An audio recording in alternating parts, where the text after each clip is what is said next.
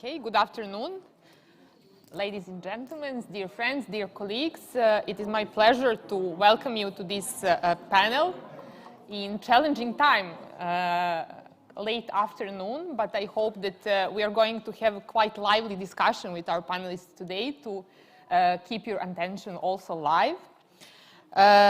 Today we gather here to speak a little bit about civic engagement, and the panel is named Civic Engagement, Change is Coming and Hope Too. So very interesting. I suspect that Alexandra gave this, gave this title, but indeed we need to talk about how to induce hope among our citizens, having in mind that we all know that all research which we have is showing that our citizens are falling into apathy and they are discouraged to take part in decision-making processes in our region. That's why this topic is very important, and it's not only important because we need to bring somehow a voice of citizens into the process of decision-making in the politics and also into other fields of social life. But it's also important because this is somehow the good moment to discuss about this issue, having in mind that we are seeing a lot of documents of international organizations which are important for us in this region, including European Union, but also Council of Europe very recently, that are turning towards what we researchers like to call participatory democracy, democratic innovations, and different citizen initiatives. So we are going to talk a little bit from the perspective of activists, but also from the perspective of one of the most important foundation for this region, European Fund for Balkans, who is actually hosting this panel today together with Belgrade Security Forum and its organizers. And today we have panelists with us, Aleksandra Tomanic, who is Executive Director of the European Fund for Balkans. We have Jelena Vasiljevic, who is my dear colleague and a Senior Research Fellow at the Institute for Philosophy and Social Theory at the University of Belgrade, but she is also a member of BSF Group, Balkan in, yes, Balkan in Europe Policy Advisory Group, to be precise. And we also have two colleagues, two panelists who are joining us via Zoom online. One of them is Gorjan Jovanovski, who is founder of the civic initiative Air Care from Macedonia, North Macedonia to be precise, and Samir Beharic, who is activist coming from Jajce. Thank you all for joining us this afternoon, and I would like actually to open this session by inviting Alexandra to tell us a little bit about why, with her coming to the position of Director of European Fund for Balkans, the focus of this foundation changed to supporting civic initiatives. How come that this issue, which is not so much relevant, it was not so much relevant for different members of donor community, is recognized, and why do you think this issue is important for us? Thank you, Gazela. Well, 2 years ago, we stopped at the European Fund for the Balkans and wanted to take stock what has been achieved, which is really a lot in the previous decade, and what is it where we want to go. We saw the need to, unfortunately, again, deal and focus on democratization in our region. And we always speak about democratization and democracy, and what is the main factor there are citizens and actual voters. So we looked into the situation, which was that there was absolutely a broad lack of trust. A lack of trust in governments, a lack of trust in institutions, a lack of trust in political parties, a lack of trust into even civil society organizations, a lack of trust in media.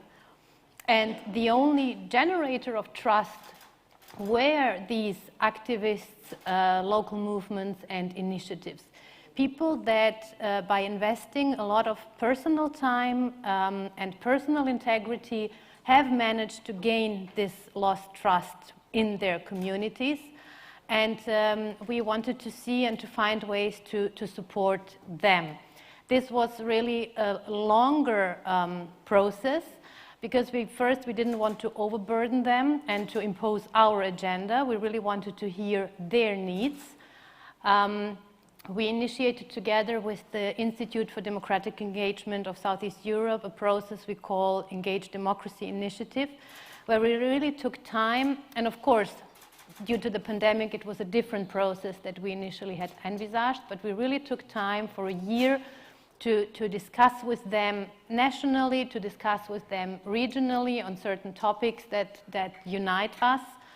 And we saw that they are very, again, it's a trust issue, that they are very skeptical towards international organizations, bigger organizations. And we see that increasingly today, that now initiatives and movements are the new sexy and everybody wants to work with them. So within our process, we saw also that when we asked them, what is it that you need and what is it that where we could support you, the question wasn't really well understood, because it was never asked that way. It was always, here is what we offer, here is what we would need from you, and let's see if we get together. So we initiated really a different process, and we really took that time.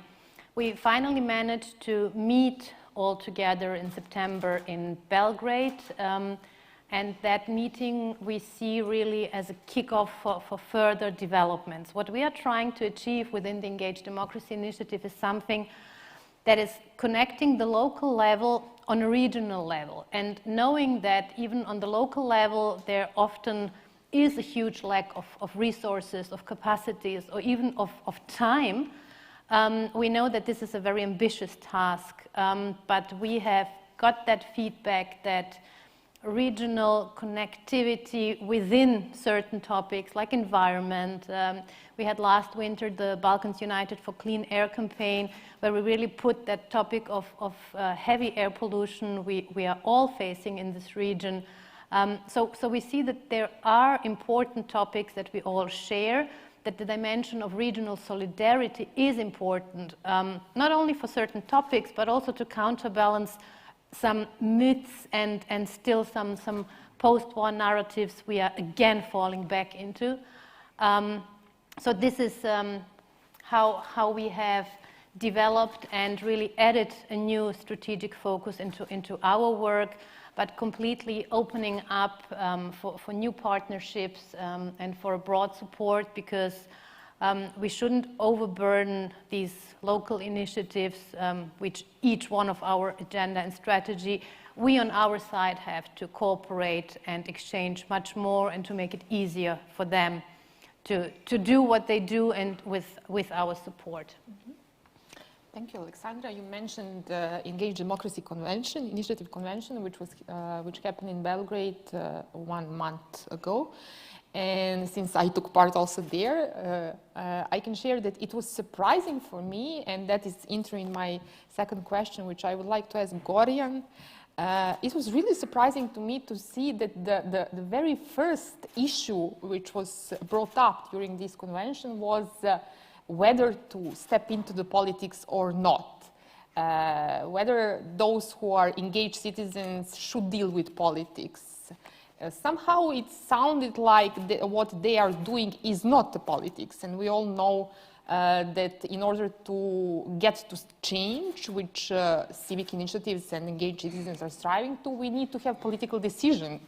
So how to reconciliate these two sides, and how basically to break through to this narrative that politics is something which should be left aside? Gorjan? Yeah, thank you. I think in general for us it's quite hard to think about this directly at the start, because when you say, hey, look, I want to get into politics, I want to help lead this battle from another side, there's the stigma. like, you know what, everything related to politics is bad. There's corruption, there's bribery, there's lies, there's parties, there's all of these things which we unfortunately associate with politics because that has been the world of politics for us for the majority of the time, especially for activists that have for years tried to make changes from the outside. It is strikingly hard to get into this reality. But at the same time, if you think about it, in order to win a battle, it may not be for clean air, something that I've been fighting for over 7 years now, or any other social issue or environmental issue that we're facing. You have to lead this battle from both sides, both from the outside of the institutions and from inside of the institutions. And this is where we don't have to draw a line and say, you know what, we all have to be inside politics, inside institutions, or we all have to be outside. No, the world of activism is big. There's a lot of activists. We saw on the conventions that we're a lot in numbers, and that we can afford to have people both inside of the institutions pushing these changes and people outside putting pressure where we have been doing so far on the streets all the time. So in my opinion, it is not a black and white yes or no thing. We can be part of both worlds. And at the end of the day, as activists that we've been for so long, we've started to learn the way that things work, even without being in the institutions, and have managed to score some victories. So imagine what we can do once quality people go into these institutions and are able to continue their fight from within, also using the backup of everybody that is from these organizations outside. I myself am super happy that our organization here in Skopje managed to win 2 seats in the local city council, and I'm one of these council members now. So for me, this is a huge step. It's a new thing that I'm now only discovering, but I've been looking for people from the inside that can help us like this, and maybe I will be one of these people that can stand on the side of activists and say, okay, come on, us together, we've been fighting this, now let's take it a step further. Thanks a lot, yes. But when we are discussing about all these initiatives throughout the region, and there is a lot of them now, really, and this convention also showed that there is a lot of people who are engaged in different initiatives, but also there is a lot of people who are the same people who are engaged in different initiatives. So there is some kind of overburden also on the people who are engaged. Having all this in mind, and also what you, Alexander, said in the beginning, that there is issue of trust among the citizens, how to win the trust of the people, and definitely we have issue with politicians, we have issue with institutions. Obviously, in these COVID times, we are very, very painfully aware of this. But maybe, Jelena, you could give us a little bit more about what kind of actions and what actually civic initiatives are doing to build this trust. Do they build this trust among the citizens? Do they really, are they those actors who can somehow engage citizens and bring this change which they are so much striving to?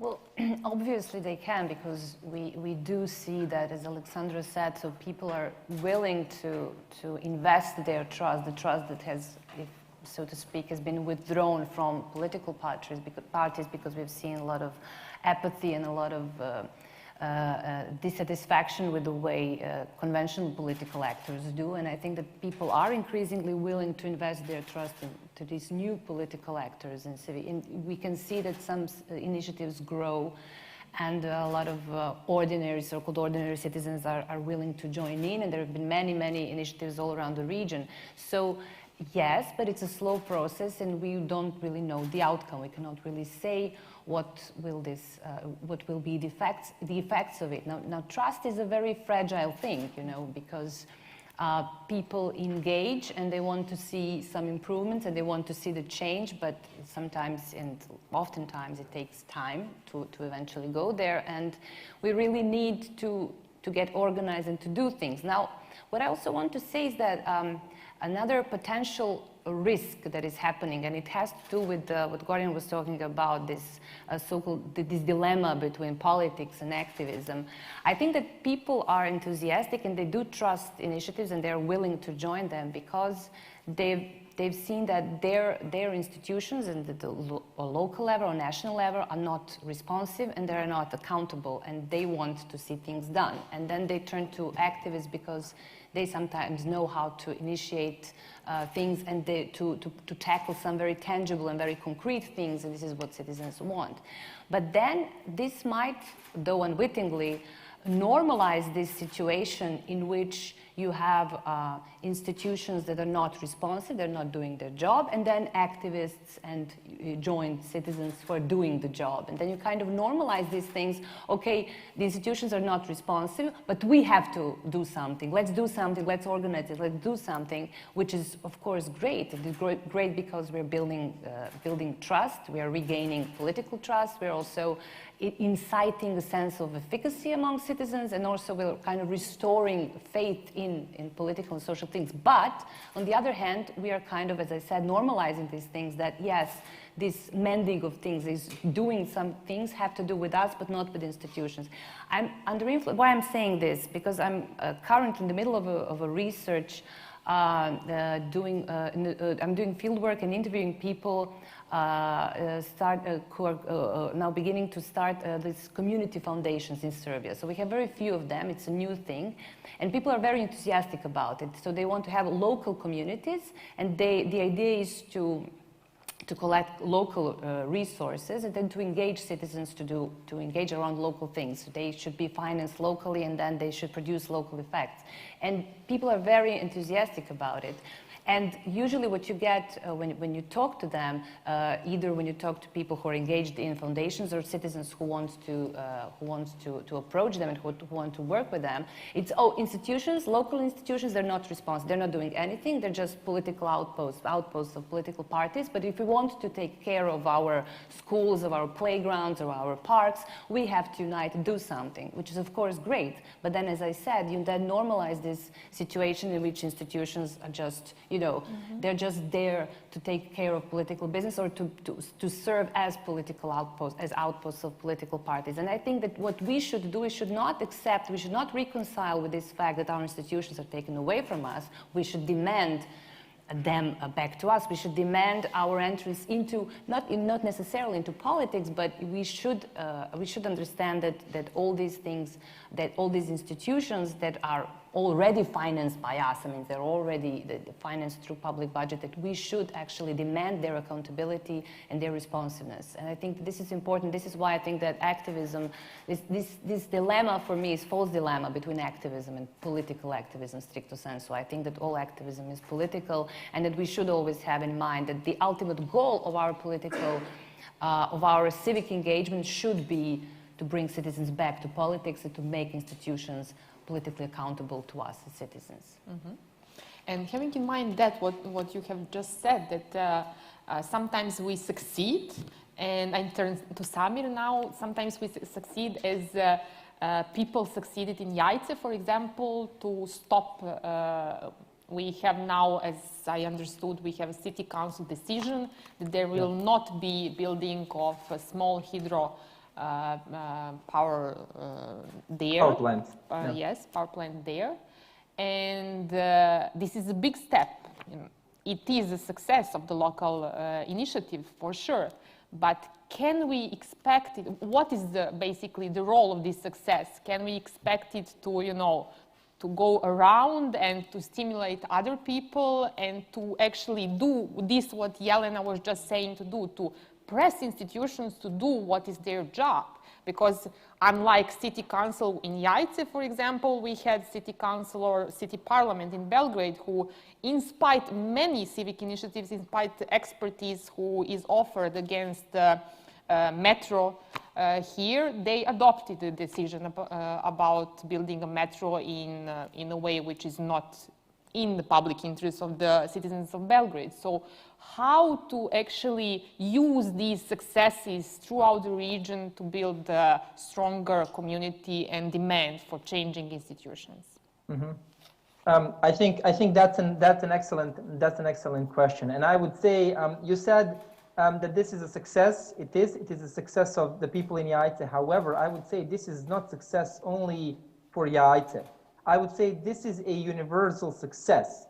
And every local success, such as this one, we need to make it and brand it as a universal, because what we fought here in Jajce on a local level, it's not just about pliva, it's not just about water. It's about universal values. It's about human dignity.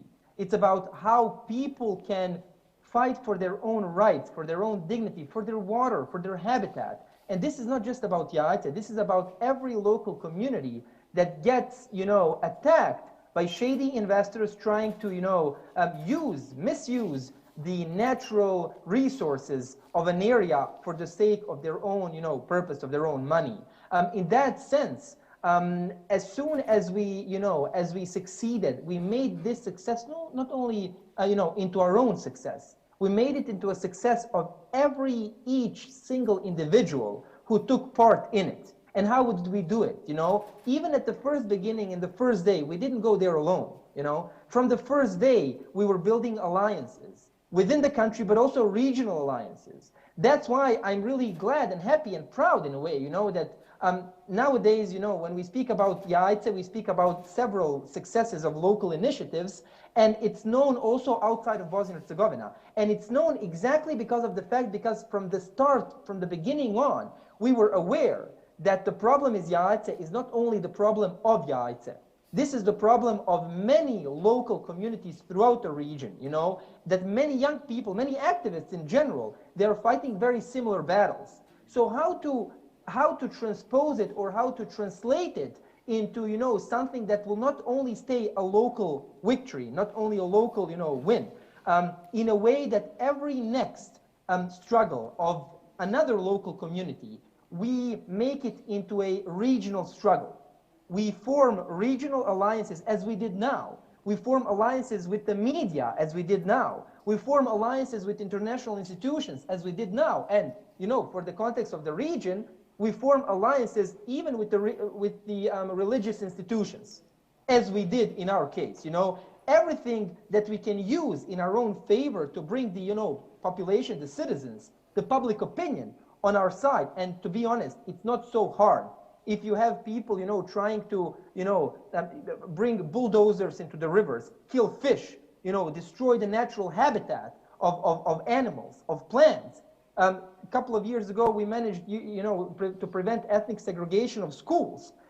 It is a matter of how to translate and how to explain and how to bring these issues and these fights, which are in its essence human stories. Those are human stories that every single one of us can relate to, because tomorrow, the day after tomorrow, in a year, something similar can happen also in your own, environment. And in that sense, I would say that the people of Jajce, women of Kruščica, people like fighting the similar fights in Doljanka, in some other, in Vjosa, in Albania, we are all fighting basically identical struggles, identical fights. And in that sense, I would say that, every single victory such as this one gives hope. And this is exactly something that, generally people who are not necessarily activists, that they are lacking, that my mom is lacking. In the moment when I heard that we won in the case for, small hydropower plants, the first person that I called was my mom. Because she was the one telling me when we started all this, she said, like, Samir, I don't think you will make it. It's a political decision, She didn't have hope. And I called her to infuse new hope in her. And we have millions of hopeless people who either don't believe this is the reason why they are not active, or they even decide to leave the country. And I think these small success stories, which are not small in its essence, that we need to, brand, that we need to promote, infuse hope elsewhere, not only those, local communities. And I think this is something that, by creating networks, working together, I would say this is something that we can work together, work stronger, and even work within political circles, because this is really something, the work of activists outside of political parties is something I would love to see within political structures. And that's why I really laud and applaud Gorjan and his colleagues for, entering formal political system and literally just doing whatever they did outside of political parties, now just within the system, because this is something that, allows them, and I hope in one moment it will allow, activists in the region to just continue fighting the same struggles, the same fights within the system, and I'm sure that will, give us more area, more time, more space, and a better platform to directly change the problems with very, shorter time span that's currently the case. Thanks a lot, Samir. You're always enthusiastically inducing hope among your audience. Alexander wanted to yes.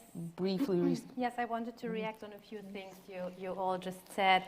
I think that we have to be aware why activism movements, initiatives have become such an important factor. And I mean, even the European Commission stated a few years ago that we face state capture in this region. So we are literally put into a corner where we have to defend values like dignity that was just mentioned. We are being poisoned through water, through air. We are being told that working for a minimum wage is a great investment and a good deal, although we know how much subsidies a company has received for these working conditions. So we are really put into this position to fight for basic human dignity. Regional solidarity, Summer mentioned a few examples from the region. We all fight the same fights. And what we have seen in Bosnia or in Kosovo, when it was defending rivers, that it was cross-ethnical. So these are the generators of hope and of a new narrative. Or in Tetovo, we had also the fight for air, where both ethnic communities came together. So, and I think this is important that these examples show us it is possible, talking about home and about hope and about apathy. And the dilemma you said, I also agree, I think it's a false dilemma, because by showing that it can be done and that it can be done differently, we are creating this awareness to actually demand accountable institutions, because nobody is demanding them anymore. Everybody has given up on them because you will not get anything anywhere out of them. And by showing that the other way around it's possible, I think that this is a way to create also the critical mass, but also to show that these are our institutions, that they're not doing their job, and that we should make them accountable. And just one last thing. We mentioned our convention, and also looking at the agenda of this forum where we are also guests today, what was very indicative that we had around 100 people from across the region, all activists, all politically very self-aware, all young. We were discussing different topics for 2 days, and EU integration was absolutely not a topic. It was not mentioned, not as an anchor of hope, not as a goal. It was absolutely not a topic, which I think we among ourselves haven't really put into place, but just as a comment and as a feedback, because it seems that EU integration is really something for different formats and forums, but not for the real groundwork. Thank you, Alexandra, yes, for mentioning this. But I would like also to raise the issue of how do we know about these initiatives and about this success, and also how do we use different tools to help them. And I think Orion could tell us a little bit more, because he's one of the creators actually of one app who helped a lot into fighting air pollution into the region. But also this is one example of how civic initiatives can use advanced technology to fight the cause, but also we know about all of these using social media, basically. So what is your opinion, how we could, what is the role of technology in helping citizens, engage citizens to do their work better, their engagement to be better? I think the role of technology is huge. It's ridiculously huge. We live in the 21st century. We're surrounded by mobile apps and desktop computers and smartwatches and I don't know what. So we're constantly connected in this network. And it would be very sad if we don't utilize technology these days in order to help us lead these battles forward. You mentioned social media, and I think that's one of the most normal ones, one of the most common ones that we know. But there are other ways of using technology in order to help these things. One thing, for example, is yes, Air Care. Air Care is a mobile app that I've developed together with my team for the past 7 years now. We've been working on it, which uses open air quality data from government sensors, volunteer ones, satellite data, puts it all together in a very readable and understandable format, so that anybody with a smartphone can know exactly what they're breathing. Should I open this window? Should I keep it closed and not let air in? Should I go for a jog and take my dogs for a walk? Or should I stay indoors and wear a mask when I go outside just because there's a lot of air pollution? And thanks to just making already available data accessible through technology, we were able to reach so many more people and make them aware, also acknowledge and act on the topic of air pollution. For example, here we had huge protests. Once the app launched, there was a lot of protests, people going on the streets and saying, hey, look, we knew it was polluted outside, but now we know it's 20 times over the EU limit. Like, what are we doing, actually? We're a small country, we're in Europe, we want to be part of the European Union, yet we have 20 times over EU limit pollution. And all of that thanks to a little app on your phone, which now is available, I think, 45 countries. We are helping people in the US know what they're breathing. And of course, in the Balkans, including Belgrade, where there were, again, a lot of protests happening thanks to people becoming more aware. And while here in North Macedonia, it was easy for us to use this app because we were the activists and we were the ones using it, we figured out that giving this app, for example, to other people outside and to other groups, activist groups outside of the country, help them raise their voice and highlight all of these concerns that they've been talking about throughout the years, but could now visually represent them to their users at any given point. And apps are great, and that's, again, one of the ways that you can do this. Here in Skopje, we also created a platform called Moj grad, My City, which helps a lot of people say, hey, listen, I have a great idea on how I want to better my city. Let me put this proposal online. Let's vote on all these available proposals. And then us as council members now will take these proposals to council, put them on the agenda and discuss and hopefully vote on them.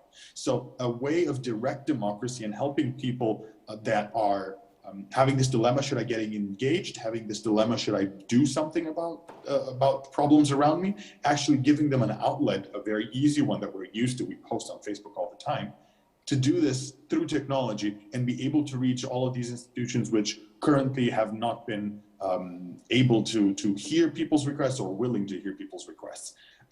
So in general, using technology, using software, using mobile apps can really, really benefit the fight that we are going. We have examples of this happening. So I highly suggest that anyone who is going on this fight, find software engineers like myself.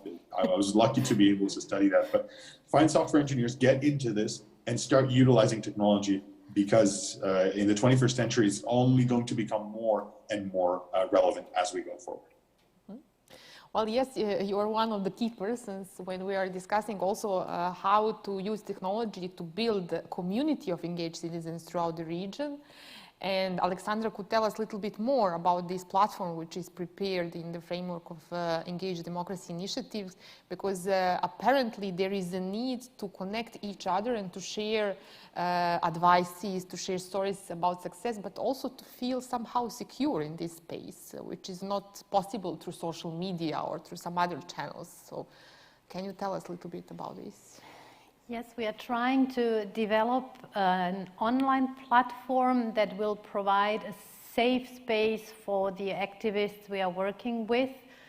We have discussed with them and the need is there. It should be a tool that would allow them to easily get in touch with each other, to easily get advice, to easily gather support, to easily have a regional reaction if something is happening somewhere at the local level.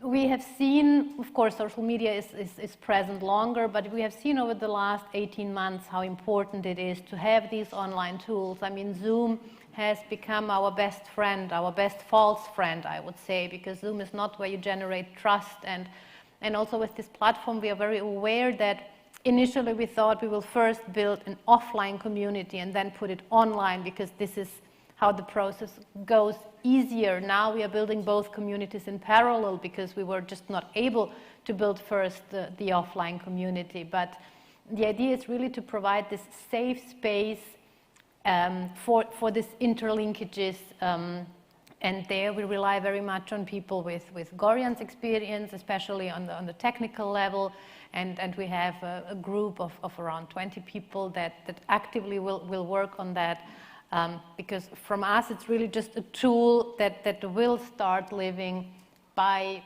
people using it. And it's not about big numbers, not at all. It's really about a concrete tool for very concrete activities of very concrete people. Well, yes, thank you.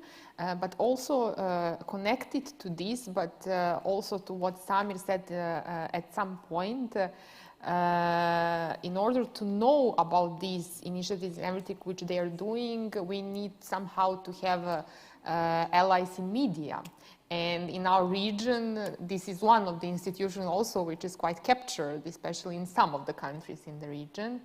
But when I discussed with Samir recently, he told me that he saw that there is something changing in media narrative about activists, and that they are not labeled at some cases anymore as somebody who is, you know, traitor or whatever label we can think of them, but they are labeled as positive actors. So what do we see? Is there any hope in changing this media also perspective and really offering to citizens the wider perspective and intro in what engaged citizens are doing throughout the region? Can we count on media and how? I think how we interact with the media relates to what we do on the ground. So basically, every time we would have, you know, a success, be it protest, be it like, you know, open letter, we would follow it with the work on the ground. And in one moment, you know, in the moment when we would have, you know, media coverage, then the people, the media consumers would, you know, start to relate to it, you know. And in that sense, in the moment when we had several of these victories, that we, of course, advertised in the media, because advertised for the sake of, you know, having people know that this is possible, you can do change, you can get yourself, you know, outside, and you can, you know, succeed, you can change political decision, if you wish. In that moment, people started to change the perspective of activists. And, you know, being an activist a couple of years ago, even with some people, even still, you know, being an activist is someone who is like loud, who is protesting, crashing cars, burning tires, interrupting interlocutors while speaking in public events. You know, and I had one occasion when I was with the mayor of Jajce in a discussion, you know, and like the top comment later on, you know, the next day was, Samir sounds like a politician and our mayor sounds like an activist. And yet the mayor was interrupting, he was nervous, he had problems speaking, you know, which shows still that there is still this certain perception about activists being, as I said, and politicians being, you know, someone who's a good, orator, someone who knows how to speak, even though this is usually not the case, because we have politicians with, you know, really bad habits, bad, you know, public speaking skills, etc. However, in the past couple of months, years, there have been calls when something bad happens. Even we had it just like recently, a couple of days ago, with a problem with the river of Pliva. You know, there is some construction works, and then we woke up to a waterfall in the center of the city without water. And the first comments, people were first commenting and saying, where are the activists? Why they are not reacting? They didn't say, where is the mayor? No one said, where are the city councillors? They said, where are the activists and where are the NGOs? Because somehow the activists and the NGOs became the first address for the people, for the ordinary people. Why? Because they have seen in the past that, you know, these activists and those, you know, NGOs have worked. And there is now a certain trust in activist circle, in people who react, who became like certain antennas or sensors, if you went to something that's bad in the society, you know, that's something that needs to be changed, solved. And I think media also, you know, is feeling the pulse of the people. And that's why these, media reports go into the, into the direction of what activists are doing. But in that sense, we come to, what some of you said in the beginning, in one moment we will have a problem that the activists will be overburdened. Because all of us, we have our ordinary jobs, My job is not to react, when there is a construction company, causing our waterfall, to lose water. My job is not to react to small hydropower plants. That's not my 9-to-5 job, And in one moment, we have a problem where, and we are unfortunately underestimating and underreporting on that topic.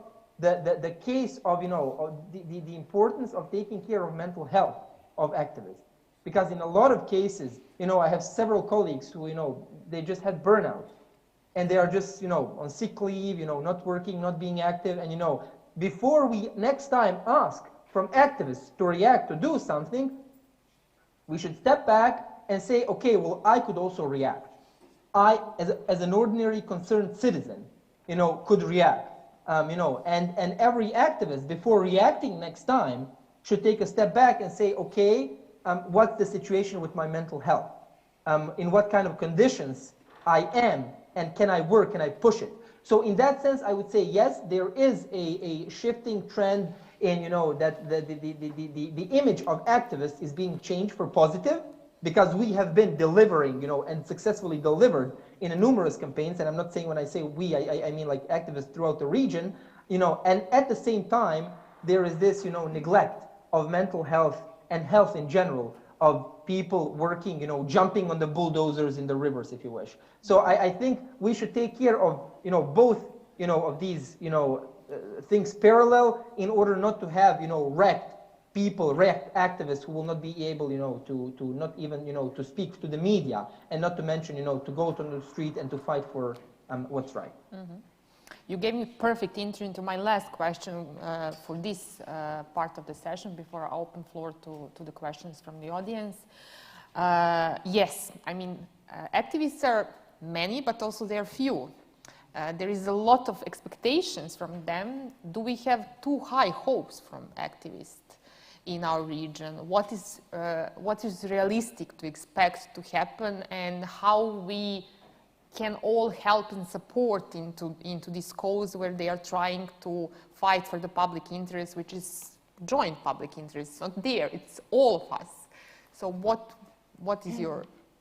Well, yeah, well, first of all, I think that it's sort of it's easier to unite people around some concrete noble issues like clean air, rivers that are not blocked by small hydropower plants, etc. So maybe it's not easy. Of course, it's always a job, but people can unite around this idea. It's much more difficult to unite people around coherent set of ideas and ideals and values. And yet, this is what you need if you want to have a deeper and lasting influence on politics, right? So this is where maybe it does make sense to make a difference between activism and politics, So sometimes activism is ad hoc. Sometimes it's just a reaction, as Samir was talking about. It's like, also people's expectations are that activist is someone who reacts immediately, and then maybe we could each one of us can find an inner activist. As Samir said, do something, right?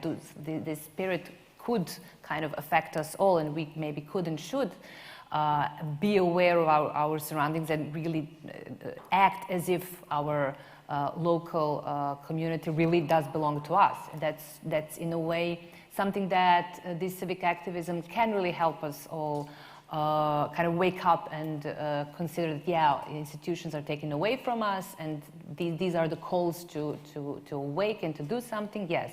But in the long run, and if we're really looking for a political change, I think that we have to consider how can these civic initiatives evolve if some of them want to evolve into proper political actors. And then you need not only to be united around certain goals and certain tangible issues, which are of course very important, but you also need to build a coherent set of values and ideals.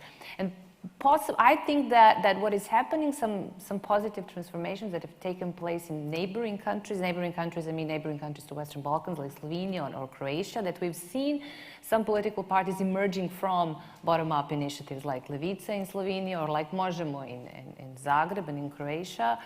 Also, some things happened in Montenegro with URA and with platform Crna Bijela, and I think this is one of the, we can see the synergy between conventional political actors, so to speak, and grassroots bottom-up initiatives. And I think that this is maybe something that we should hope for in the region as well. But I think that we should rethink the conditions of the political, not only to think about how can activism help us rebuild our societies, our captured societies. So I think that we really should think in terms of the political, not only in terms of activism. Thanks a lot. This is a very good point for the end of this discussion. I would like now to open the floor to the questions. And we have 1, 2 here. Okay.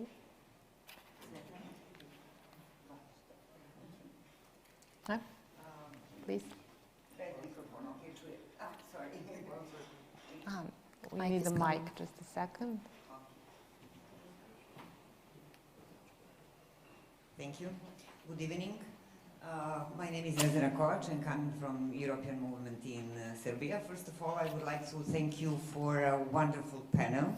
Really, you have brought a lot of fresh air and a lot of hope. And there is a lack of hope in Serbia and the region as well, not only a lack of trust. So now, since I'm coming from European Movement, I need to ask you a question which is maybe not completely related to the topic. But once you have mentioned, Alexandra, that during the 2 days event you had with the young people, not a single person have mentioned European Union integration. So I would like to hear a comment. Why is that? Is it that because of this incredible enlargement fatigue and people just decided to do what they can do in their place, in their city, in the region? Or there is a language of enlargement process, European Union, etc., they do not understand well and they do not to use it actually, or they doubt that the European Union is our goal. So I hope so the latter is not the case. Thank you. Can we just collect the second question and then to have them both answer? Thank you. I'm also from the European Movement in Serbia, Janica Minic, and I have few questions and one proposal. Thank you very much for everything that we heard.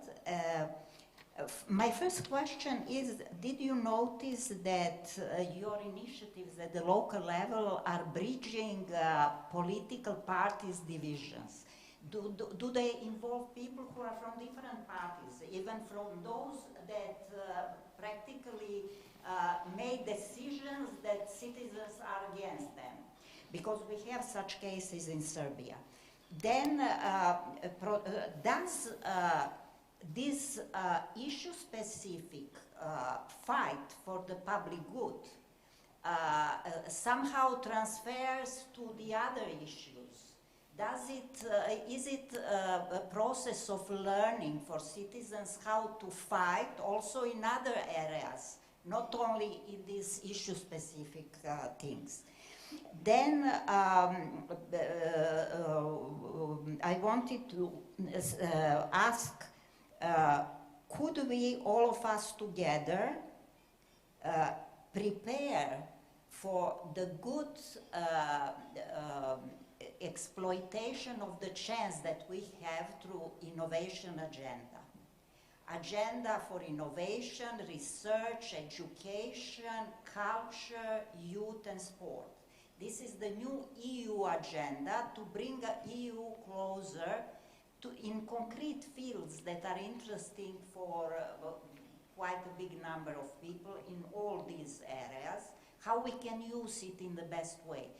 Could we organize some common considerations, thinking, collecting ideas, how to use it in the best possible way. And finally, I just want to give an example, which is now starting to be often mentioned. There was one of the groups at Berlin Process Summit, last one, on integrity in public investments, in investments in general, and how to provide monitoring by civil society of the implementation of the economic and investment plan for the Western Balkans from the beginning, from launching the project up to the end, to have a watchdog role, but it is a sophisticated job. Think tanks should be involved who possess expertise in this specific field. And so civil society organizations asked to participate in the Western Balkan investment framework, which channel resources for this economic and investment plan. And 26 organizations from the region signed this appeal, and it was very well received by the European Commission and even by the Western Balkan Investment Framework. It means that civil society is starting to be involved in some very important processes which are relevant for the public good, as a public good and for the public good affirmation. I'm sorry, it was a huge package, but yes, it was. I just have, before I give floor to Alexandra, I just have to comment that I think that a lot of these engaged citizens which we discussed about today, they don't even have time to read what you said about this innovation strategy or plan, economic investment plan. Not to read, to understand it, and there is a really specific kind of knowledge which is necessary to take part in this. And they do not have time to learn this for this very moment. So there is division between civil society and civic initiatives. That is also one of the points which is very, very visible also in our research. There's civil society which knows this language and knows how to participate in these processes. They also do not have trust of the citizens because that is area, political area, which is dirty and somewhere there, and they are fighting for their own interests. So I just had the urge to react on this, but Alexandra continued. No, that's what I wanted also to ask you. Please jump in, and I would also like to hear the others because you were also there the 2 days where the EU did not play any role, and especially also you two being on the ground to comment on what Jelica said. Well, no, our guests at the convention were definitely not against the EU, absolutely not. They have close contacts, they share the values, so it was not that. I think that how I read it is that the EU is too abstract, too far away, and has lost trust itself, because over the past years we have seen that the EU has focused on technical processes rather than on political realities, that the EU has supported strongmen, that the EU has put stability before democracy, we have the term stabilocracy, and that the EU has not reacted to prevent realities we are facing now, demanding for activists to be what they are today. So sometimes it's investors from the EU, it's not only investors from the other side of the world. So I think that was the issue, why the EU is not seen any longer as a potential support, but rather as something with own interests, which doesn't really correlate often with what is happening on the ground. And I also think that goes also for EU policies and strategies. You have to have a certain first time, and we discussed resources, and then Samir said it, it's like, it's a hobby, the activism, nobody lives from that. So you don't have the resources, but you also need to have the knowledge, you have to understand that technical English language, you have to understand the bodies that work within these policies. And we face the situation that activists on the ground really react like damage control. They are facing they're finding the hands in the jam jar or the machines in the river already, and then they really try to prevent worse things happening, and then there is just no time, and they're alone in this damage control or prevention of damage. Without this kind of international support, in some countries it's even the contrary. It's like, be quiet on this or that, and or do you often have to be, or do you always have to be the troublemaker, which is also not really helping in trust building. This is how I read both the not mentioning of EU and EU integration, and also the non-active part in EU policies and strategies. Samir and then Jelena. Excellent, thank you. Thank you very much. Excellent questions, I have to say. And I would say when it comes to the EU, first I would like to tackle this, and then I will tackle the question about, political parties, division, etc. I mean, the EU has lost credibility, absolutely, in the Western Balkans region. And I'm not speaking this only because of, of their work or passivity when it comes to, the activism and the civil society. They have lost credibility because of, number of issues. Like some of them are, the visa liberalization issue for Kosovo, negotiation talks with North Macedonia, and of course, that will spill over, trick me once, shame on you, trick me twice, shame on me. So, young activists, especially young people, don't see EU as, we do share the universal values, which are also the EU values, but the EU is not there with us. In Bosnia and Herzegovina, concretely, they are BFFs with nationalistic politicians. Those people who are voting in favor of small hydro power plants, those people who are segregating children in schools, and those people who cause problems that we are fighting against.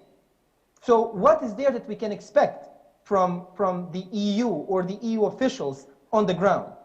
It's not their support to say it like this. And we have constantly, and every time when I have the chance to talk to them, I invite them, come on the ground and talk to, NGOs, talk to activists, have a photo with them, handshake, like with them.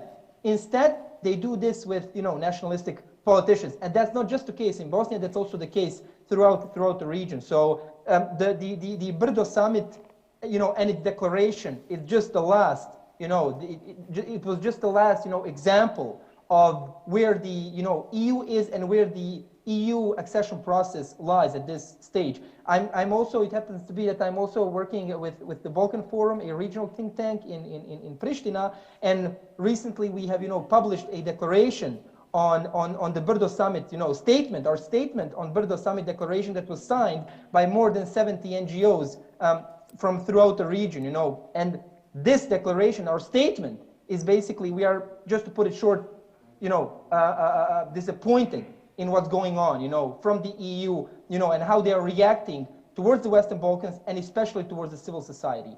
To go just briefly on the very important questions on political decisions and political parties, do political parties, come together? Do they vote together when we, make this kind of a victory, I can speak for, when you speak about victories, especially in the city councils, it's yes, it's big yes. And I would say in central Bosnia, where we have the majority, half-half of Bosniak and Croat, political parties, we managed to bring them together.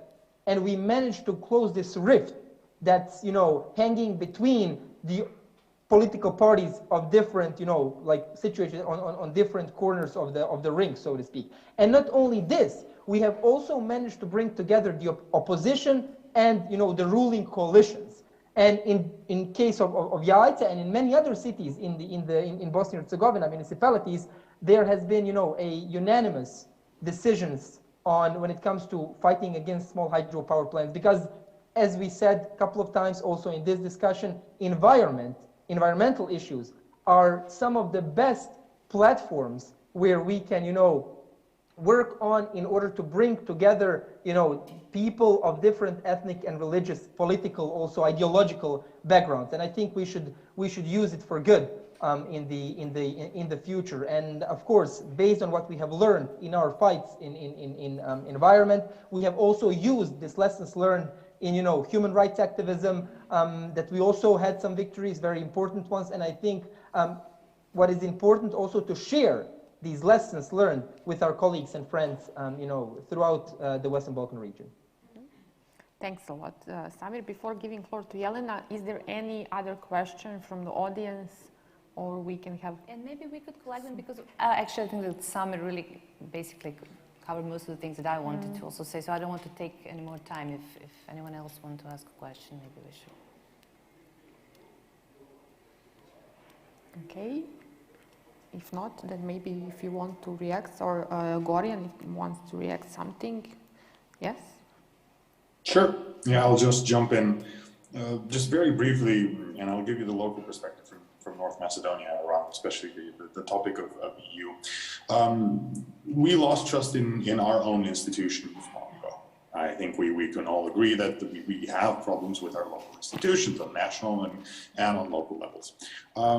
And we as citizens, we as activists, have long looked up towards ascension into the EU, towards that whole process, as a way of, we'll finally be saved from this corrupt system that we have here, this problematic system that we have here. And initially in '91, we broke off during the desolation of Yugoslavia.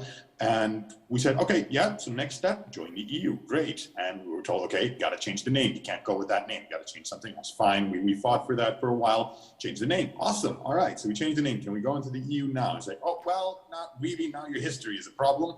You got to talk about your identity a little bit and change that.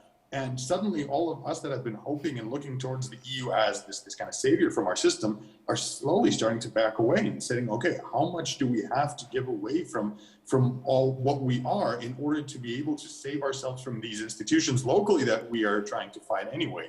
So I think it came to a point where we said, okay, you know what, we have to stop looking up towards a savior, let's say, or something figure that will come down and save us, and get on the ground, get our hands dirty and just do it ourselves.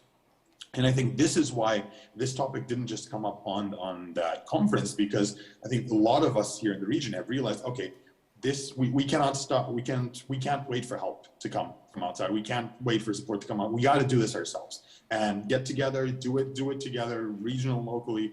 And I think this is why this topic hasn't come up. Not that we don't like the EU. I lived there for 4 years. I love the ideas and what they stand for and all of these things.